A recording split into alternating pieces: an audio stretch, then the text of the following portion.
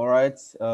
Good afternoon, everyone, and welcome to the forum on the venture. And today I have with me Mr. Haruna Emmanuel, and we'll be discussing Series 6, the Transformative Economy. And what we'll be trying to establish today is to understand the current economic model that is defining the reality of Nigeria and of Africa today, while we would also explore how the context of the venture matrix for the future of Africa can redefine that narrative. So, hello, Mr. Emmanuel. How are you today? I'm trying to unmute. I think you should be on mute now.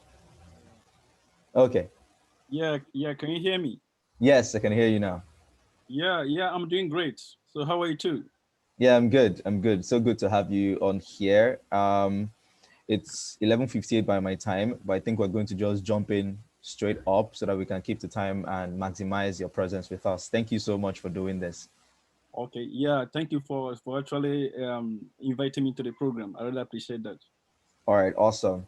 So, everyone, of course, you know how we do it. Let us know your experiences, your expectations. Let us know what you're looking forward to in the comment section or in the chat section so that we could know that you are following and having an immersive learning experience. Thank you. Yes, let's go, go, go, go, go. All right, amazing. So first off, we're going to be talking about Series 6, the Transformative Economy, and we're going to be having four series of conversations. We're going to start off with the trivia, where we try to establish the human connection with the invited guests. Then we have the discourse, where we try to understand the underlying mechanisms behind the conversation.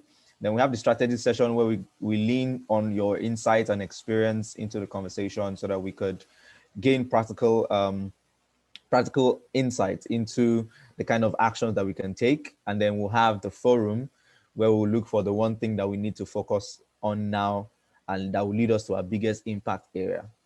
So the venture matrix for the future of Africa, discusses an alternative logic to the economic growth and development of Africa, right? Starting from Nigeria because it represents Africa's biggest economic potential at the moment. So what would first like to learn from you is, let's learn about your work, your areas of interest. So what is your everyday job like? Since you work, with the government, you've worked with the government, and now you are a MEC scholar in Japan, especially in developmental economics. So, what is your everyday interest like? What is your everyday work like? Thank you so much. I think thank you everyone for joining this program. So like I said, I really appreciate for you inviting me into this program, right? Yeah. My everyday works is about development, and development. Because the difference between the mainstream economics and development economics is bridging that gap between theory and practical. Mm. What theory says about economic is quite different, but empirically, practically in our community, because economics deals with people. So in our community, what the theory says in terms of its application might be quite different. Mm. So that is why we call it empirical analysis. So between the theoretical analysis. But first of all, we need to understand the theory. What is the idea behind the theory? Then when we now begin to apply the theory to practice, what does it really say? So development economics is bridging that gap. So like you did introduce me, yes, I work with the government. So I specializes in plans, policy, programming. So Mm. that is my everyday life. I'm Wow. very passionate about development, and I'm very passionate about how can we bridge that gap between theory and practice. Okay, awesome, awesome. Thank you so much for that beautiful expression of your interest. So let's dive into the conversation today. Now, the alternative logic proposed by the Venture Matrix for the Future of Africa is that since Africa, especially Nigeria, is a youth populated community, it is best that we design our economic policies and economic framework based on that factor, that the dominant part of our population is young, right? And the focus here is on the undergraduate community because they are within the right environment to be able to explore this. But the non-existence of an enabling environment for them to participate in that economic ecosystem, it is what is causing the current dysfunction. So what do you think is the untapped potential and unexplored opportunity between the undergraduate community and the African economy, right? Especially as it relates to policy and to developmental economics. Yeah. So I think I would like to actually explain what we mean by transformative economy. Yes. Transformative economy is all about production. It has little to do with consumption. Yes, And exactly.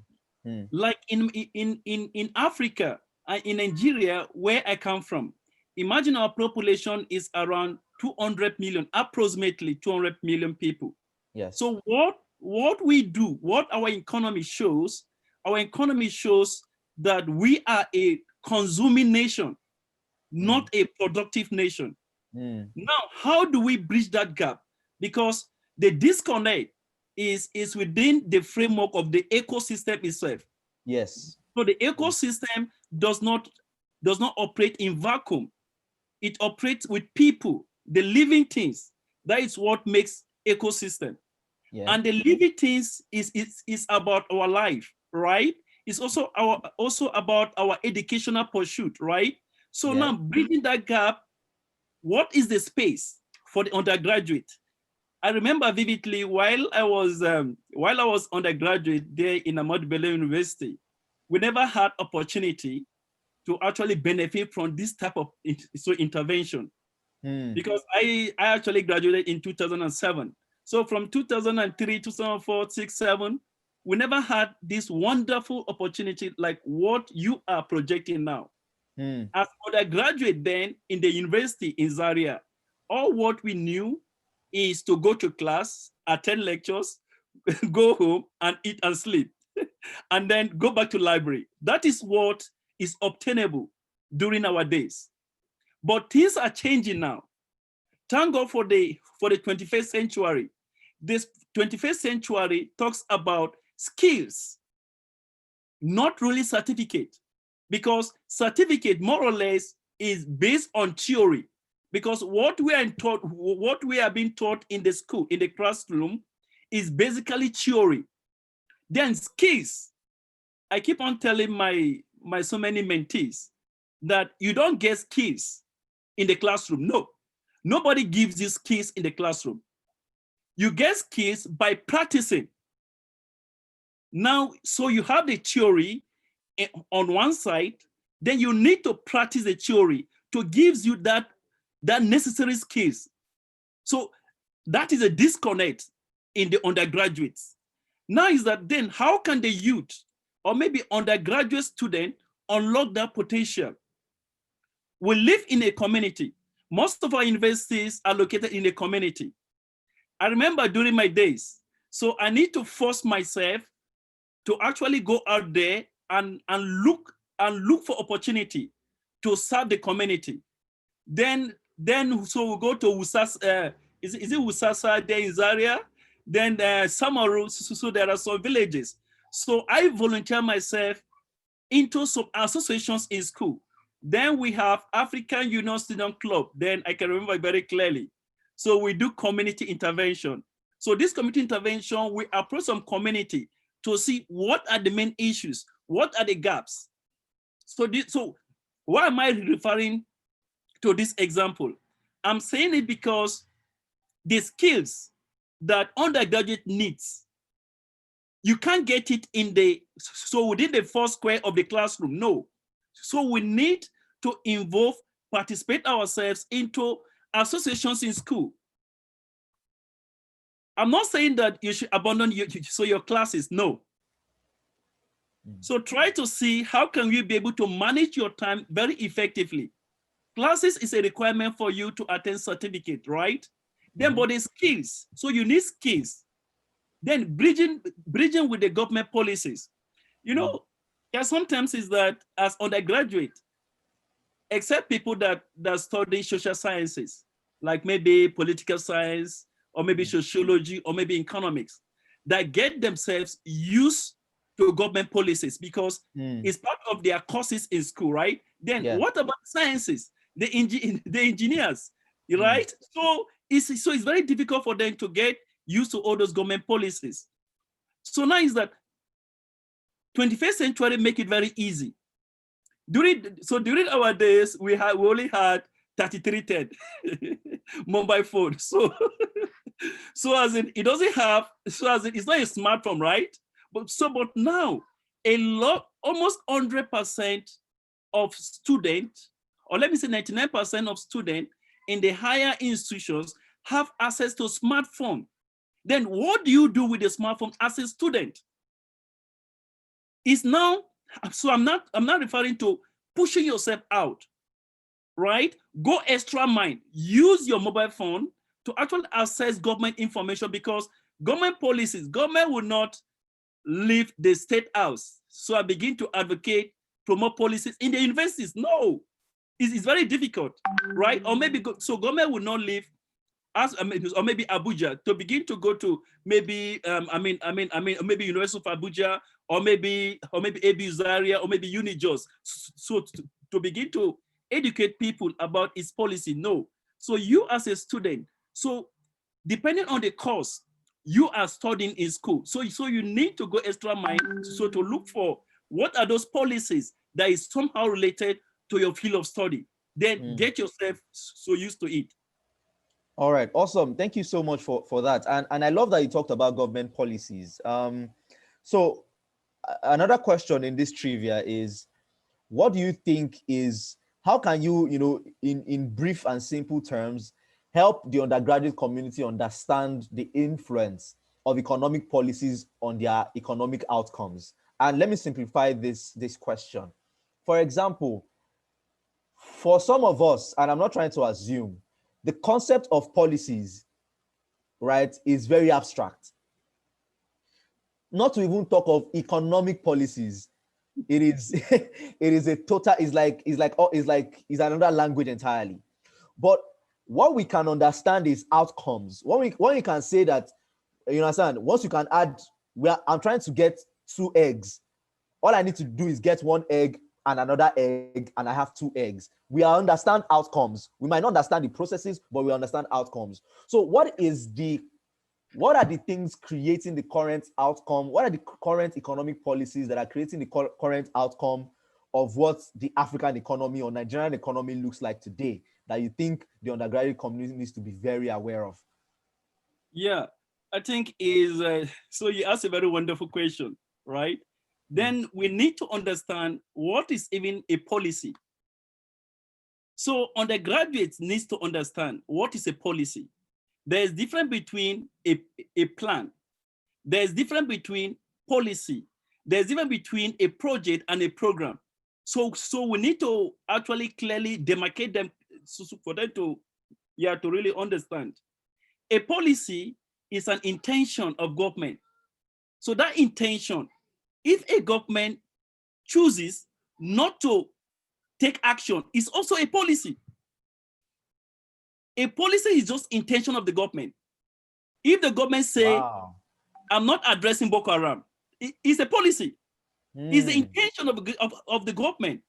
Now, so intention is one thing.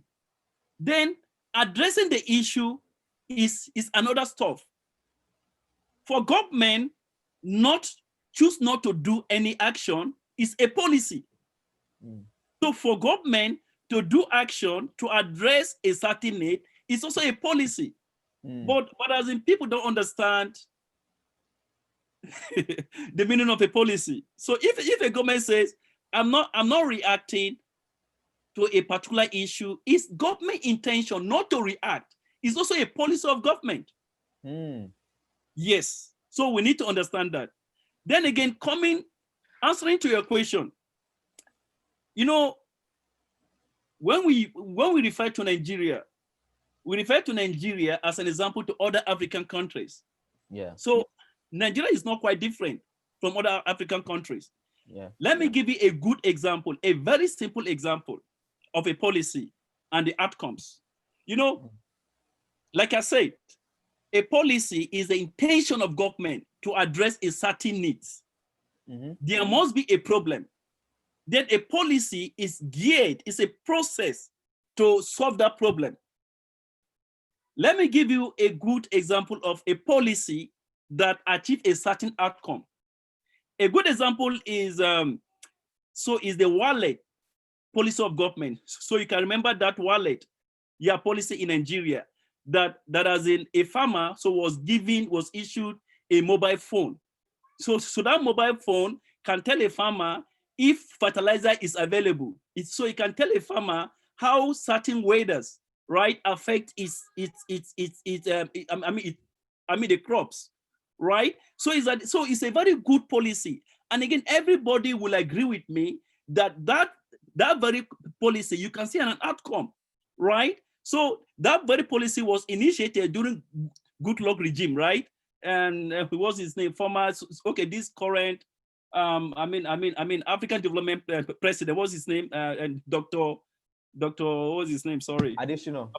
Yes. So he was the one that introduced that policy, and we can see the outcomes. Now, talking about the outcomes, some outcomes are tangible that you can see. So that outcome we can see. All students in the school can see it.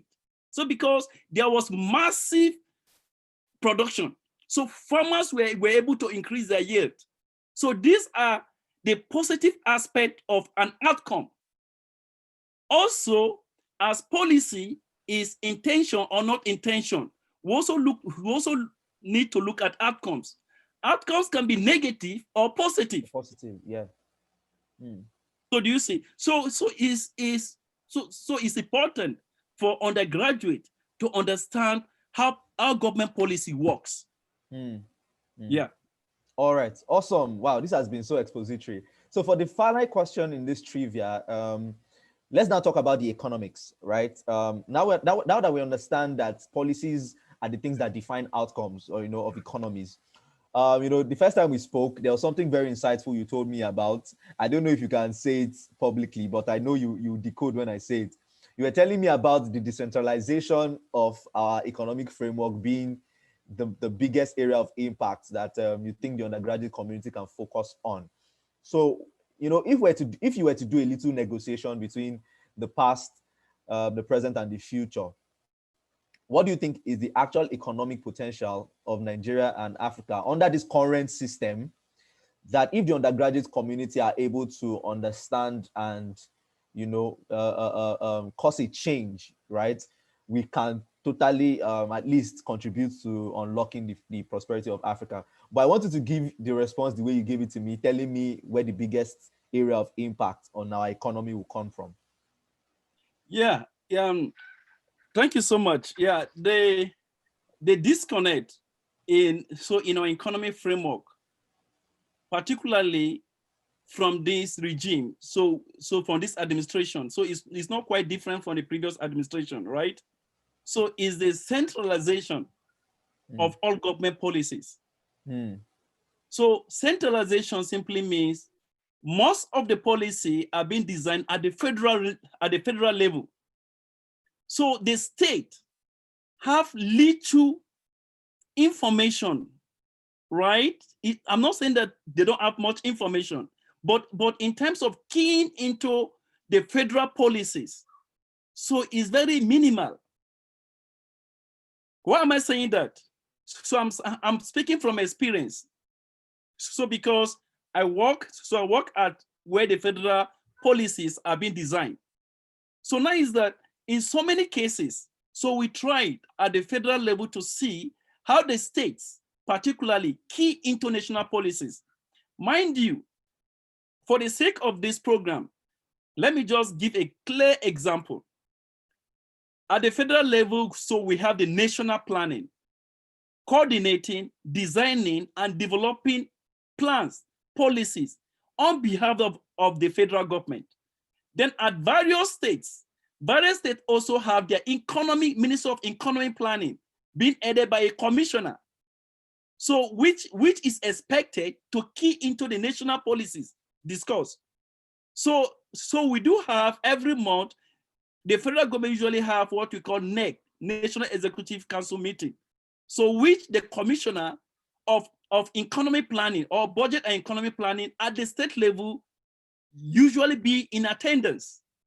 So they're supposed to understand what is happening at the federal level. But is in many cases, that disconnect still exists. So now again, at the subnationals consist of two components. Then we have the state government, and we also have the local government areas. And most of our universities, our higher institutions are located in the local government areas. So now is that if we should have a disconnect, so in terms of understanding federal policies, then how will the state, the local government key into it? So the gaps are there.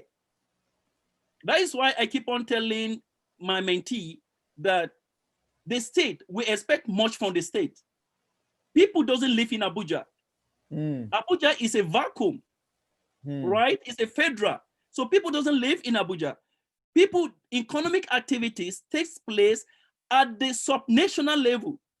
For instance, grassroots. Yes, at the grassroots level. So for instance, like if we have a farmer, do we have farmers like as in cultivating their land in Villa? No. Do we have farmers that are cultivating in Eagle Square? No. Most of our farmers live at that grassroots level. So which is the local government. So the policy intersection, so between the federal, state, and the local government, and the local government is sometimes it's really faulty. Yeah, so now it becomes so difficult for undergraduates to understand, since most of the schools are located at the local government level. It's very difficult for a student to understand what is the government really doing. Yes, and again, to add it, issue of connectivity, right? The state government also have their own policy. How does the state government policy and the federal government policy speak to each other? Yes. So now a good example is if the National University Commission said, so around 1,000, for instance, around 1,000 graduates is expected to be rolled out of the university every year. Do we have, does the Ministry of Youth and Employment or Productivity know how to absorb those graduates? No.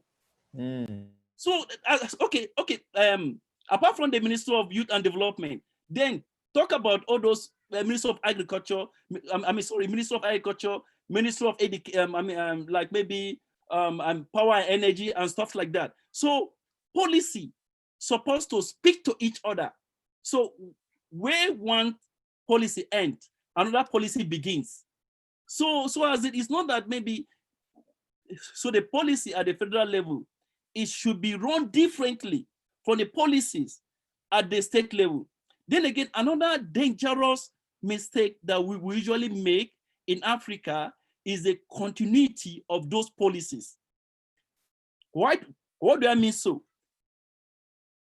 A very clear example is that our political leaders during campaign, they will roll out some of all those policies that they intend to do if voted into office.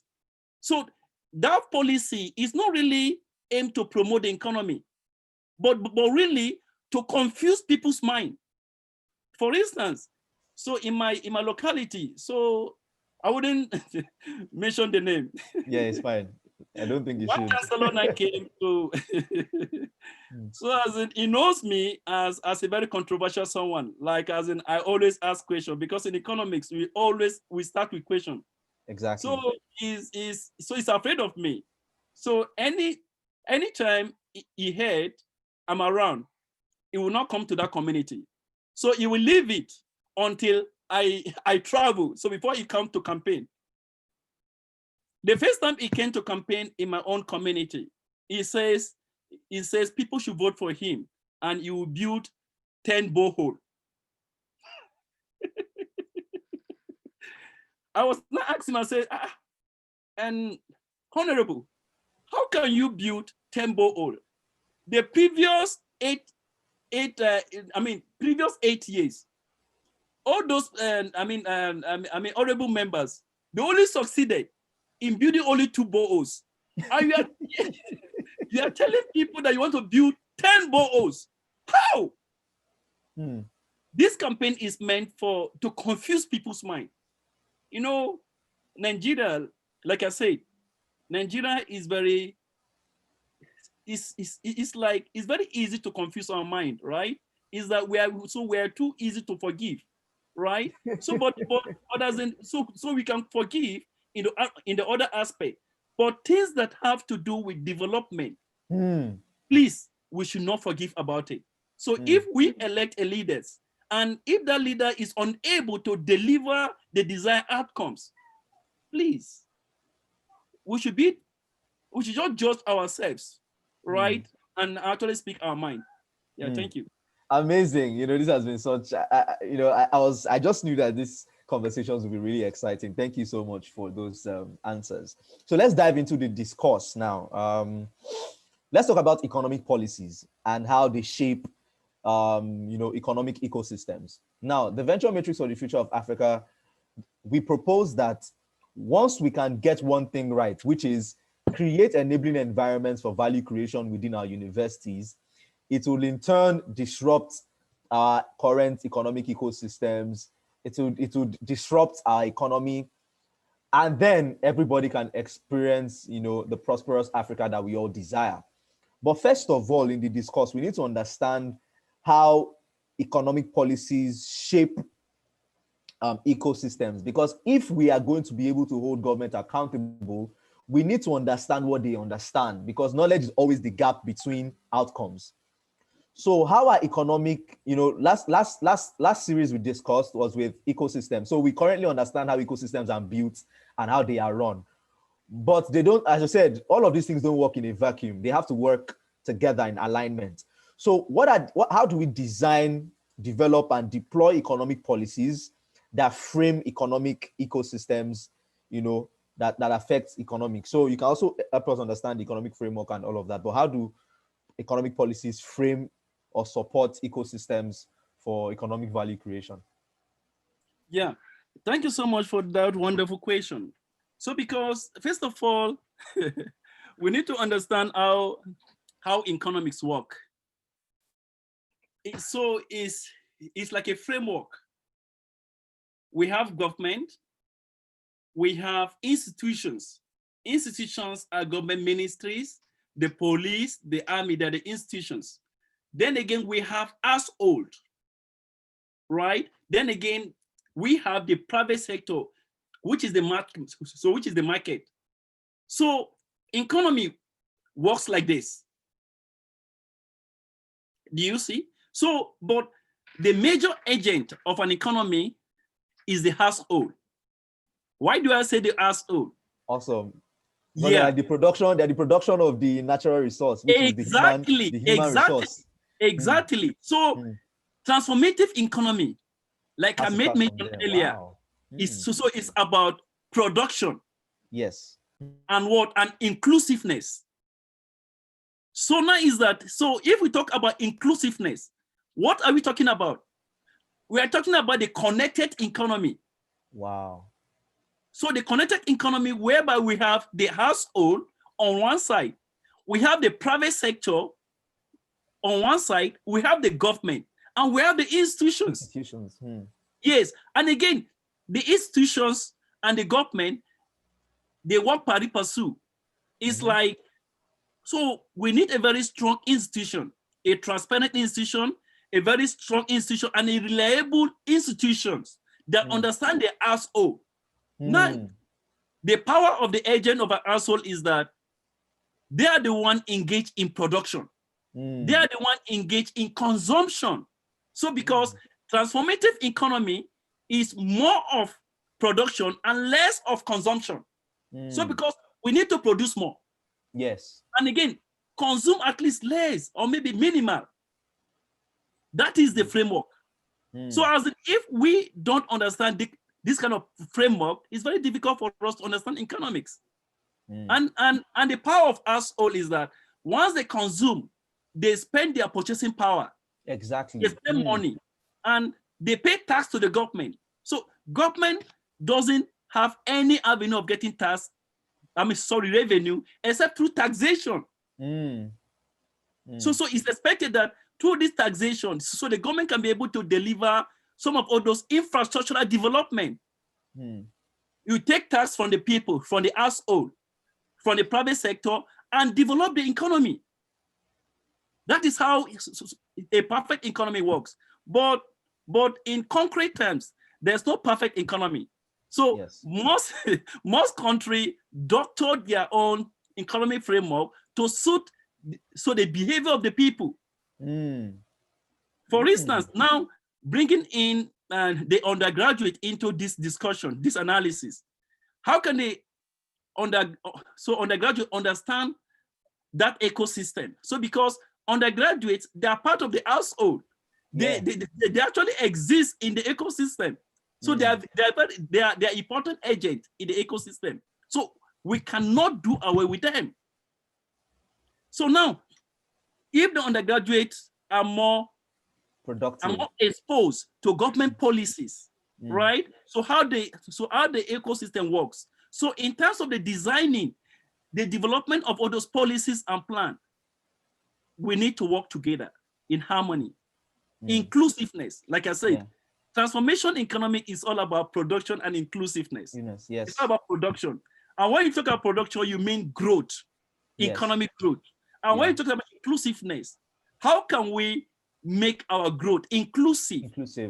Yes, so that the mama put on the street can actually benefit our business. Mama put at the street can actually get revenue from our business. That is inclusiveness. So if government policies are not geared towards inclusiveness, it's not a transformative economy. Brother, yes, it's a really challenge. Wow. Amazing. I hope everyone that is watching and listening to this, we're learning a lot, because as you know, one thing we've learned now from this question so far is that the reason why our economy is what it currently is that even though we have a youth populated economy, right? The youth populated economy are not even, there's a low participation and inclusion in that value creation ecosystem. And for us to get to to that transformative economy where there is inclusion and sustainable growth, we need to make sure that the young people are more involved in production of economic value. So amazing learning points. And also like that you mentioned that the reason why our economy is currently framed is, number one, it is designed, as a unitary system from the government, from top down. And that doesn't work, especially when we have so much numbers and then we have so much diversity of economy.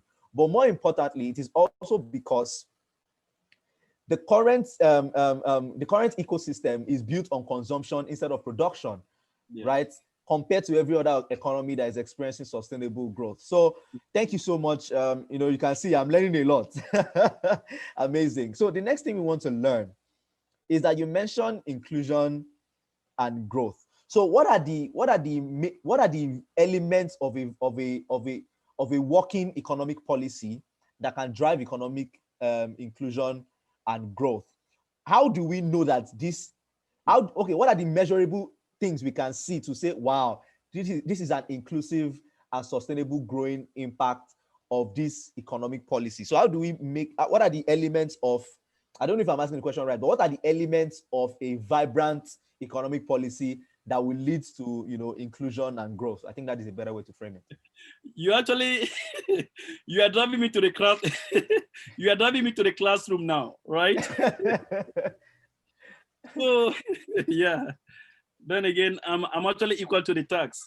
So we need to understand there's this recently. So there's this argument. So between, should we rely on economic growth indicator, or should we rely on development indicator? So it's quite different thing, where growth is quite different from development. So growth is the increasing productivity. So how the quantum of production divided by the number of people so in that area. So during the Goodluck Jonathan, like 2008, 2009, so and stuff like that, you have been seeing our growth is actually increasing 7%, 6%, 5%, or maybe thereabout, right? Then, so in terms of indicator, human development indicator, which deals with the quality of life, because growth is about production. Yeah. Development is about quality of life. Quality of life, yes. Yes, our healthcare system. Access right? to, Access. Yes, like as in our educated population. So how many people are actually being educated, right? So as in things that actually promote life, sustain life, enrich life is what we call development. Development, yes. Yes, so it's quite different from growth. Growth is about production. So if a country produces, and so what? That is the question. So if a country produces, and so what? So if it doesn't reflect in the life of the people, and so what? Right? So now is that a good example is this. So as in Africa, so in Nigeria, we usually say our growth, so in terms of nominal, is around 5,000, or maybe in 2008, it was like 4,500 billion US dollars. Very, very rich. So it only speaks about the size of the economy. Yeah. Nigeria is a very huge economy. We have potential to grow. It's very huge. But when you divide it into per capita PPP, yes. So you find out that an average Nigeria goes home with around $5,000. So if we divide it, so you find out that our GDP per capita, right, is around, in terms of purchasing power parity, so it's around 5,000, 4,000 per person. But in terms of the quality of life of Nigeria, what can we say about it? So in terms of our what they call life expectancy. So just a couple of days, we're discussing with my professor. He was like, I usually crack joke with him that I'm too old, so very soon I will die. So he was not asking me, how old am I? So I said, I'm just 35. He said, you are too young. I said, no. I was like saying, Professor, in my country, the average lifespan is for male is 54. For female, it's around 57 or 58. But here in Japan, their lifespan is around 80, 90 years. What? So it means, yes, it means averagely, people usually live up to 90 good years. Wow. What are those indicators? Is human, is better healthcare. Healthcare, yes. Yeah, insurance. A lot of them have insurance. So if they are sick, they take their insurance card to the hospital. Quality of life. When you go to the hospital, you have the best state, the state-of-an-art equipment in the hospital. That enriches life. Remember, we talk about development.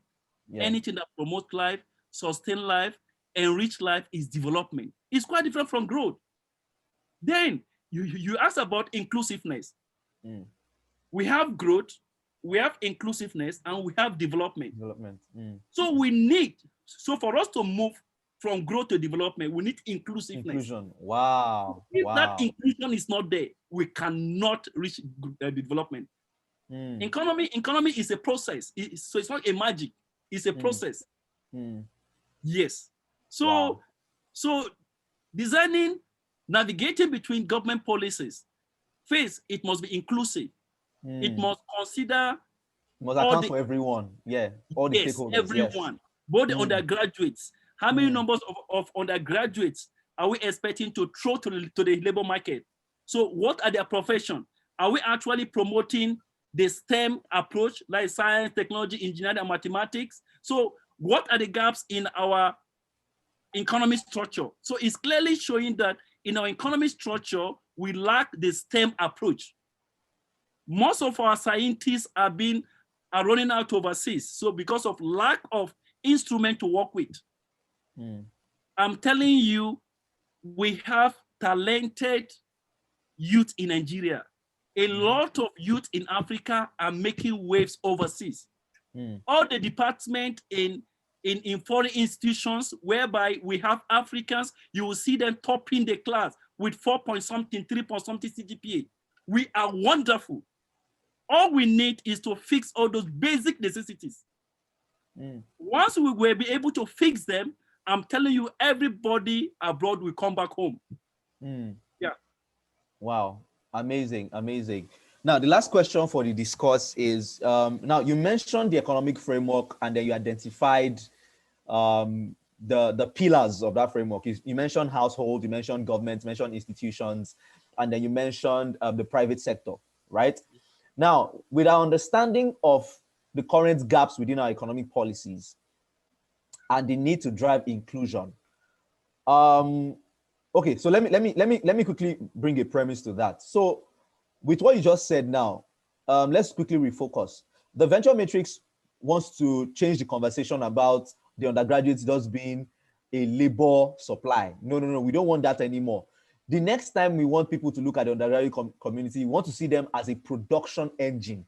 We want to see them as people who can not just be a talent supply to the labor markets. There are people that are already solving that problem. There are people that are plugging that gap. But we need more economic policies that create that enabling environment for an Okpeyemi to say, okay, I want to be an entrepreneur and I don't want to wait till I finish school. Are there policies that can enable me to start creating economic value as a student that will not affect my academics? Or even if it affects my academics, at least it creates the same opportunities that my academics would have gotten for me, I can get as an entrepreneur. So who are the stakeholders within this economic framework that need to be engaged with these policy disruptions that can create the kind of economic outcome of a transformative economy that we so dream for Africa? Thank you so much for the wonderful question. The economic agents that are very important, so in terms of being a stakeholder in addressing those vacuum, is still the government. Why do I say the government? So because the government have authority, yes, to initiate laws, to initiate policies, to address those gaps. But I usually tell my friends, my mentees, that they should not really wait for the government. Nigeria government have a lot of issues to deal with. So many issues to deal with, economic issues, from political, from security, from economy, from so many issues to deal with. If we should not wait for the government, then what do we need to do as an undergraduate? I mentioned that earlier. During my undergraduate, I never had laptop. I did my final year project in the business center. I never had smartphone. I only had 3310. So now the youth now have facilities very close to them, smartphone. They also have laptop very close to them. But the first step that we need to change that narrative is to tweak the educational curriculum. So I keep on emphasizing on that tweaking of our school curriculum. Our school curriculum is very tight. It's very tight, I must say that. Yeah, it doesn't allow room for any it doesn't give us a breathing space. Yeah. Monday to Friday, lecture. No! We should not be Monday, Tuesday, Wednesday, Thursday, Friday lectures. No! Here in Japan, we have, let me give you a good example. So even though it's not ideal, so it's not natural for us to compare Japan and Nigeria, right? But as in things are changing, so the facilities that undergraduates have in Japan, we also have it in Nigeria, right? So now, now in Japan is that in the third year, for a student to graduate in the fourth or fifth year, almost all of them have a job. All of them have jobs. Wow. They start job hunting right from 200 level. Wow. So in 300 level, it's expected all of them have a job. Then when they graduate, they move to their job. Then the educational policy is connected to the labor market policy. They employ in 2 years. They employ, like, if we have graduate that will be graduating next year, that their employment start like 3 years ago. So wow. they are in 300 level, they have employment letter ready. So once they graduate in 400 level, they'll just move to the office. Easy. That was what was done in Nigeria in the 70s, early 80s. Yes, exactly. Because a lot of our fathers, our uncle, immediately they finished the NYC, they went straight to the office. Now, we are not really encouraging that. So what we are not encouraging undergraduate is to be the innovator. So within the system. Yes. You see, it's to be innovator within the system. So now, during our days in the school, I and some guys, like I told you, I was in so many extracurriculum activities. I was one of the representatives in the student union government. I was also in African Union Student Club. I was like in a 4 or 5 association. So people, my classmates thought maybe I'm wasting my time. But as I knew exactly what I want, I was able to build myself right from the undergraduate. I tell you, since I graduated, I've never lived a day without a job. I was working in school. I was the chief editor, editor-in-chief of African Student Union Club. We were being given allowance. Yes. So as in when I went to service, I was the president of MDG CDS group or something like that, the MAC component. So I was the president. Immediately we finished from camp, I got a job with international NGO. I was like, my brother, I don't want to say something about my personal life, right? Then back to the question. Now is that undergraduate have a lot of facilities, like instrument within their means. So what they need to do is to look at their community. So exactly, in most community, so within the school environment, we have community, and those community have needs. Exactly. So they need, yes, they have needs. So now is that is for you to create a niche for yourself. How do you create a niche? Innovate around those problems. Sorry? Yeah, I was saying they just need to innovate around those problems in their locality. Exactly. So don't wait for federal government from Abuja. In your community, so we have honorable councillors, we have local government very close. I know some people might not be able to reason as you do. So because it's you that saw the needs. And again, you need to fill those vacuum. So within the university system. And thank God, in most of the universities we have this Dean of Student Affairs or maybe something like that. Yes. So the first process is to liaise with him and discuss. So if you are fortunate to have a young mind, a young mind thinking person, he should be able to direct you. So now is that so the facilities that we have within our means, the electronics that we have, Google, though it's not easy because the challenge has been that oversupply of information. yeah. Like as a student, we don't have money to be buying internet, data bundle, and stuff like that, right? So so it's a challenge. But as in the little data we have, so we now begin to navigate what are the real issues. Then how do we solve the issues? Google now supply most of the question globally. When you ask Google, what is your name? He will tell you your name. So when you ask Google, how can I address this issue? It will tell you the necessary steps. So the step is not that you should copy and paste. No, I No. disabuse that mind. Mm. I'm not part of a school of thought that believe in copy and paste because people think differently. Differently. Mhm. Yes, behaviors are Context is different. different. Yeah. Exactly. So what happened in Japan might not be obtainable in Nigeria. So because our mindset are quite different, right? So is to look at the processes, then tweak it a little, right? So and see how you be able to provide solution to your problem. So in a simple note, I say we need to tweak school curriculum.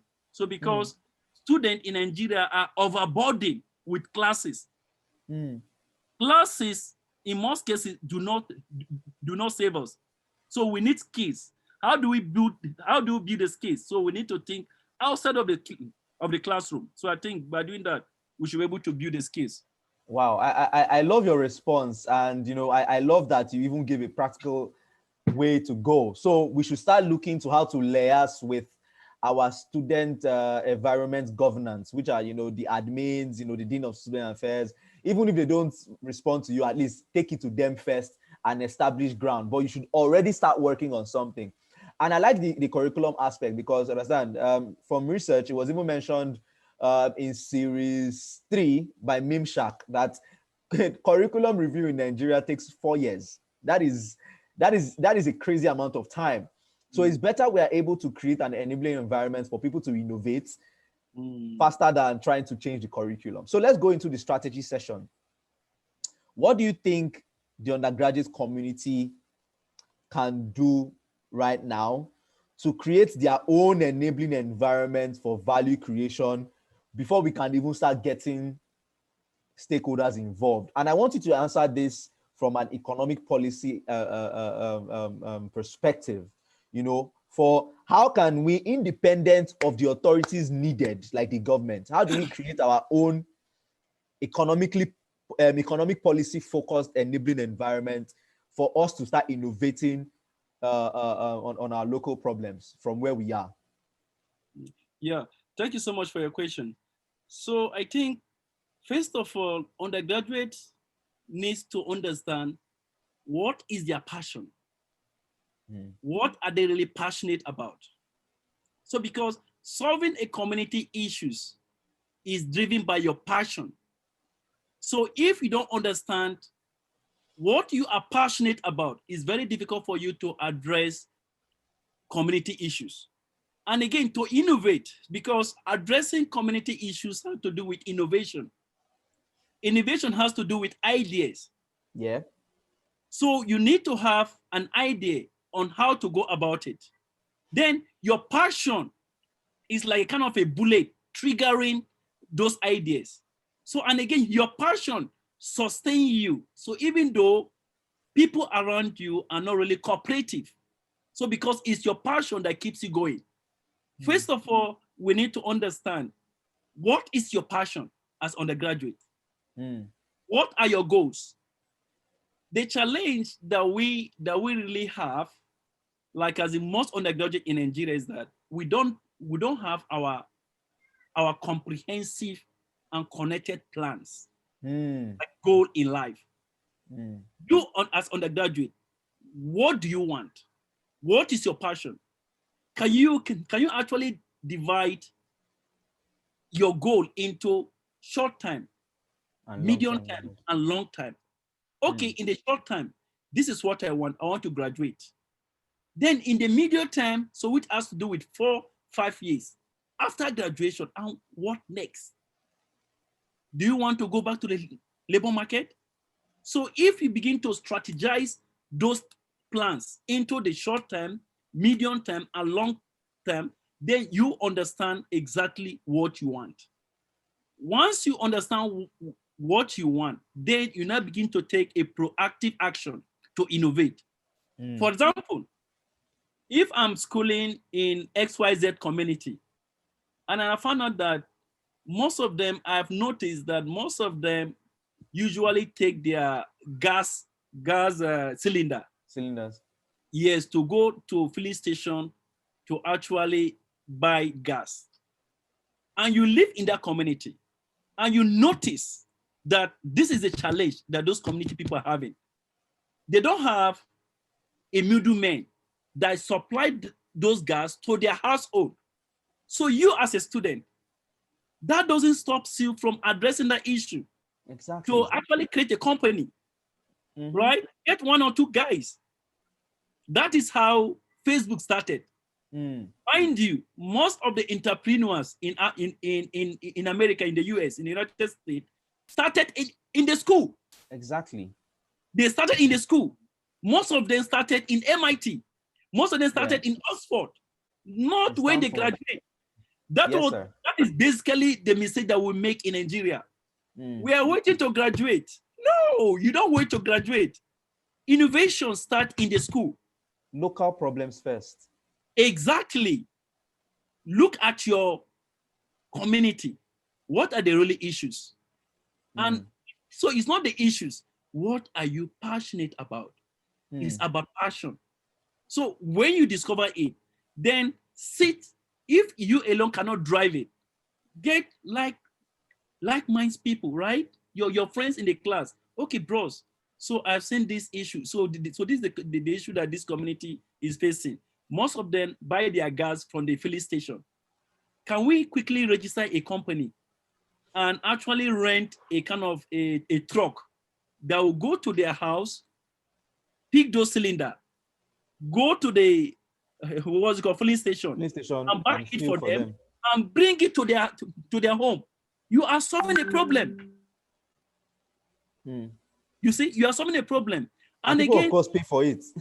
Exactly. They actually pay for it. And while you're undergraduate, you don't need to rely on your father or your mother or your uncle for stipend to pay for your tuition fee. So, most of us in Nigeria, we rely on our parents to pay for our tuition fee. So once you are able to innovate, innovation comes from idea. Idea comes from you understanding what are the real challenges in your community. Don't wait for government. Gone are those days that we wait for government for everything. Don't wait for government. Don't wait. So I keep on telling my mentees. So look at yourself. I begin to advise my younger ones going to the universities. Do you know what I told them? I don't know, sir. I said, getting a first class is good. Getting a 2-1 is good. But a successful person is that person that designed an idea when he was in school. Yes. 2-1 first class is good. But what sustains you after graduation is the idea that you design while you are in school. Do you know why it's important designing idea while you're in school? Because you have a like minds in the school. Exactly. That will help you to brush your idea. That will help you to refine your idea. So do you see? But when you graduate, you go home. How can you actually relate with them? So it's quite challenging. So now it's for us to innovate while we're in school. How do we innovate? We innovate by understanding our community. How do we understand our community? We should not be in the what's it called? In the dormitory. What's it called? A dormitory. Hostels. Sorry. So we are used to dormitory here. So we should not from the class after our lectures then go back to our hostels. No. Let us begin to develop that consciousness. Go out to see your community. Exactly. Just take a walk and see what are the challenges. Is it lie? Is it mama put on the street? So as in think around those issues and liaise with the not necessarily, because we still need the government to drive those things, right? But first of all, yes, we need to start from somewhere. So when we start, then government can come later. Government doesn't support somebody to develop idea. No. If we are waiting for government to help you to develop idea, forget about it. Government only support. A good example is this intervention fund from the CBN. There are a numbers of intervention fund rolling out every day in Nigeria. And there are criteria. What are the criteria? You must be registered. Yeah, exactly. You should have started. Then try as much as possible to register an organization while you are in the school. Try. I challenge all of us that are listening to this presentation. Try to register an NGO or maybe a limited liability and now startup or some the sort. price is just 5,000. Just one or two guys form a team, register a startup and start something. Do you see? Certificate in the next 10 years, our certificate is useless. Yes, it'll be worthless. 10 years is even too much. 5 years. 5 years. 5 years. 10 years is too much. 5 years. Do you see? So your first class, I mean 2-1. I'm not saying that it's not good. It's good, but lay more emphasis on the skills, experience. So now is that we at NINGAC. So I don't want to bring NINGAC issue into this, but it's good for give example, right? So we at NINGAC. So we are now pushing for a bill to see how can we introduce internship, so to make undergraduate a compulsory internship in school. So it's not like CWIS that science students do like 6 months. No. We want all the undergraduate in Nigeria university to undergo at least 1 year, 2 years mandatory internship. So maybe by doing that, it will unravel that kind of entrepreneurship skills within us. Once we are attached to a company or maybe a government organization, so we now begin to think how can we begin to provide sustainable solution to it. Yeah, all right. Thank you. Thank you so much, sir. We've used up our first hour. We have 15 minutes left. So now, see, one issue that has always resolved is that they're actually, when I joined NIGAC also was when I noticed that, wow, they are actually brilliant economic policies, socio-economic policies, political policies that already exist. The problem has always been in the mismatch between execution and outcome. Government might have intention, or an instrument of government might have an intention, but the execution of it is and I feel one of the problems is because the government is always creating policies independent of the people that are creating the policies for. Yeah. So to round up this session, how can students, I don't like saying students, how can the undergraduate community get more involved in economic policy formulation that will lead to a transformative economy? I think we can end on that. And before you answer that, I just want to quickly address the point you made. So for example, pushing for the bill, okay, no, let me not address that. That one is backdoors. So how can the undergraduate community get involved in economic policy formulation and execution that can lead to a transformative economy through all of the value that we're going to be creating and innovating in our local economies? Yeah, inclusiveness in terms of policy designs, is quite challenging. Yes. So it's quite challenging because there are institutions that have the mandate to actually do that, right? So, but there's a kind of a space for like public hearing. So as in that space, I would like to see the Nigerian Student Association should step low from politics. The Nigerian Student Association is in Nigeria, NANS, Nigeria Association of Nigeria, is in National Association of Nigeria Students, stuff like that, Students, right? Yeah. So yes, they should lay low from political agenda. Let them focus on building the skills of students which they are representing. And how will they do that? Student needs to channel all their ideas, their insight through that association, NANS. So NANS as a body has the mandate to forward a memorandum to the National Assembly. So in terms of inclusiveness in policy design. Wow, that's his big stuff. Yes. I'm writing it down. So yes, so NANS in Nigeria, they're all about politics. They're all about supporting so the agenda of the highest bidder. So it needs to be more about policy and not politics. Yeah, exactly. Then again, so the policy must be from the student. NANS go to each faculty and ask students for their input Then Into again summarize this wow. input and send it to National Assembly.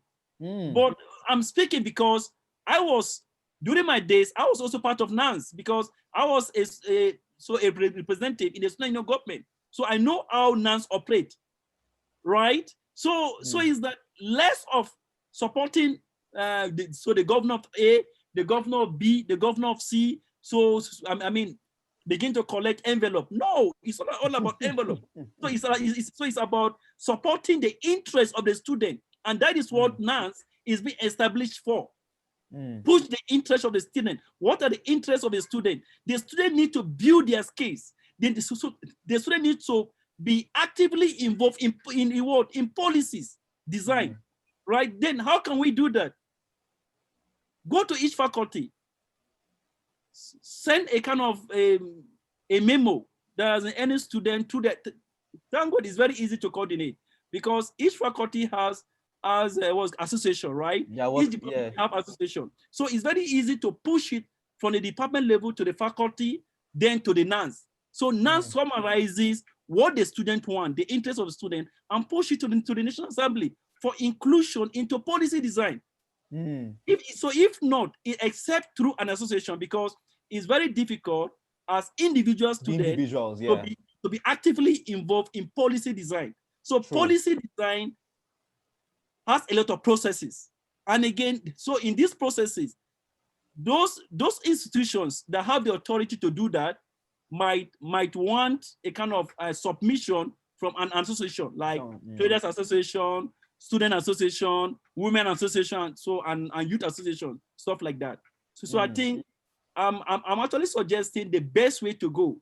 So we were talking about the practical approach Yeah. to actually implement those stuff. Wow, this has been such an exciting and inspiring session. I wanted to know, you have okay, this is 105. So can you take one more question? Yeah, sure. All right. Now, what do you think is the biggest area of what is the lowest hanging fruit on engaging stakeholders, right, on inclusive economic policies? How do we facilitate those stakeholder relationships with the undergraduate community? Because as I said, one thing we can do that will make all of these things align is once we can create enabling environments within our universities. And I spoke about that in series 3, the matrix. I designed the matrix to show what an enabling environment will look like and how it can produce certain outcomes.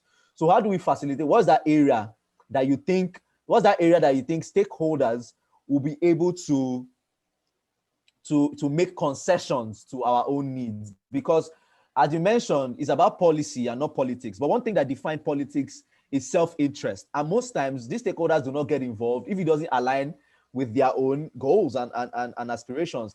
But most times those goals and aspirations do not fit the collective interest. They fit self-interest.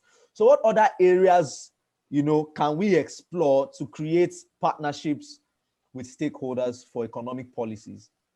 Yeah, thank you so much. Yeah, I think okay, this is the cross of the question, right? And again, it need kind of a very clear answer to it.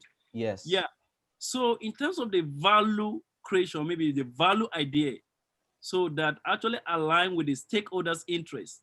You Yeah. know, value creation has to do with human being. Value creation doesn't exist in vacuum. It must exist on existing structure. And once that enabling environment is missing in the ecosystem, it's quite different for each of the stakeholder to understand each other. Exactly. It's about Mm. policy advocacy. Now I start my discussion with the ecosystem that exists in Nigeria. We have the government, we have the institutions, which are the ministries, either at the state level or maybe at the federal level. We have the police, we have the army. All those ones are like the institutions of government that actually operates with the government heading them, right? Then again, we have the household. So then again, so we have the private sector. And this ecosystem cannot work without a good enabling environment. then how can we create a kind of how can undergraduate create a kind of a value addition to those ecosystem?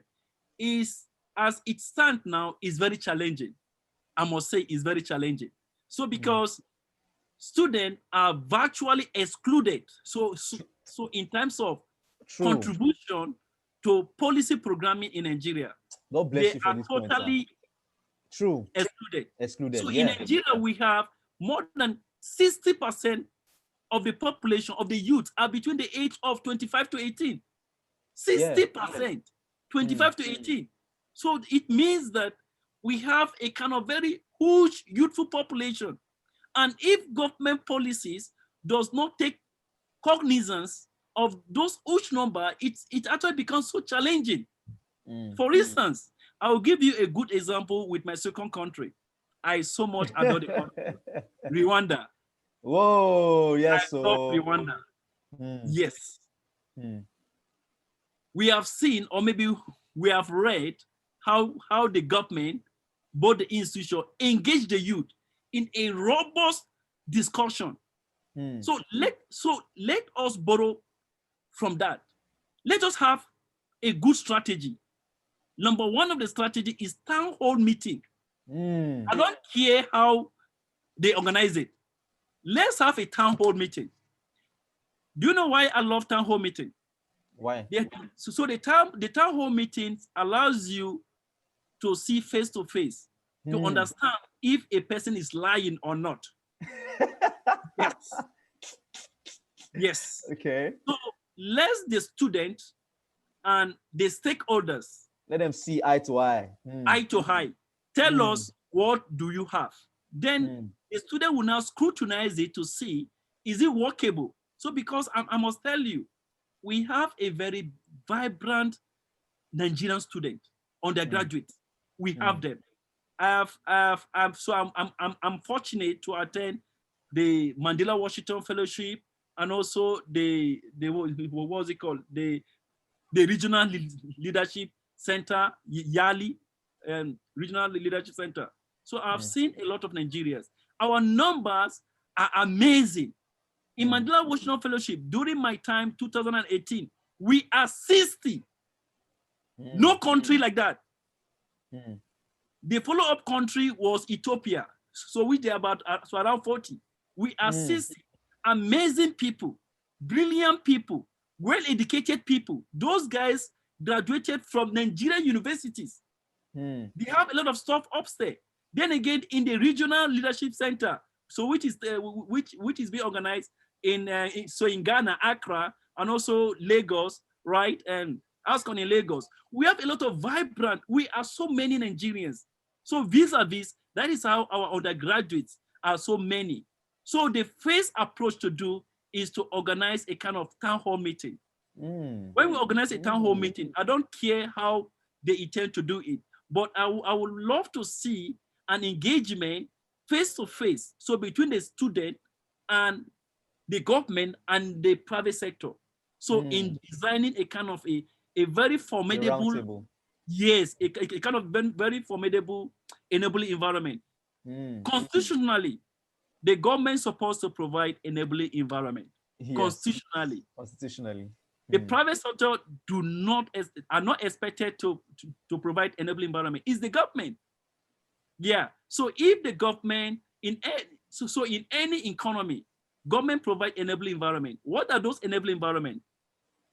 We talk about the law, the policies, the infrastructures, infrastructures that will enable a farmer in my village to cultivate and transport his product to the market to sell and make profit.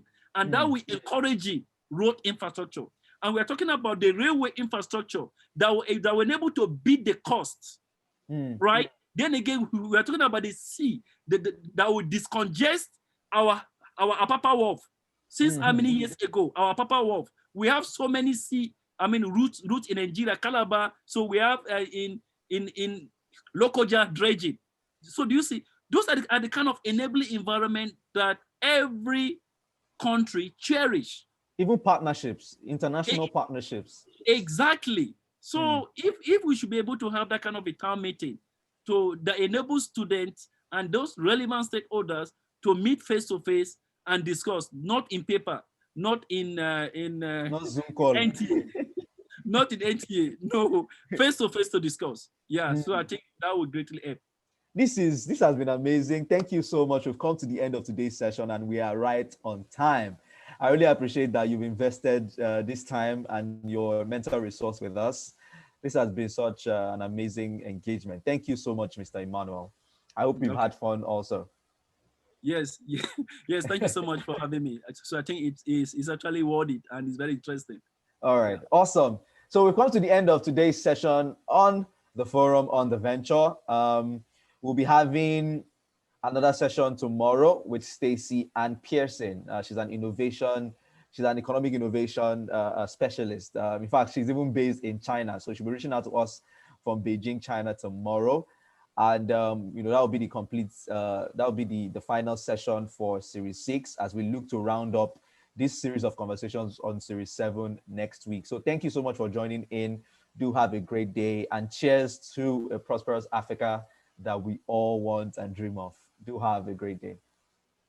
Okay. Yeah. Yeah. Thank you so much for having me. Thank you. I really appreciate that. I think we we actually need more of this kind of programs. So to actually position our mind and also drive the kind of interest of the Nigerian students. So I think anything Yes. like this, I'm good to go. Thank you so much. Thank you so much for joining in, sir. Do take care. Yeah. Bye.